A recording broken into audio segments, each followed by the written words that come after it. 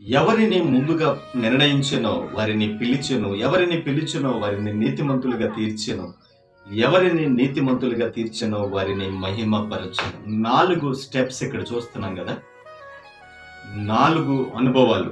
మొదటిగా నిర్ణయించాడట, పిలిచాడట, పిలిచిన వారిని నీతిమంతులుగా తీర్చాడట, నీతివంతంగా తీర్చబడిన వారిని మహిమపరిచాడట. 4 స్టెప్స్ మనం చూస్తున్నాం.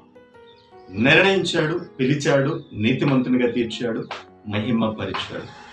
దేవుడు నిన్ను నిర్ణయించాడు కాబట్టే తన సాక్షిగా జీవించడానికి, తన సేవను చేయడానికి నిన్ను పిలిచాడు. పిలిచిన దేవుడు నీతివంతంగా తీర్చిదిద్దుతున్నాడు. నీవు ఆయన చిత్తానికి లోబడితే, ఆయనకు లోబడితే నీతిమంతునిగా నిన్ను తీర్చి, నిన్ను ఘనపరచాలని, నిన్ను హెచ్చించాలని, నిన్ను ఆశీర్వదించాలని దేవుడు నిర్ణయించి ఉంచాడు.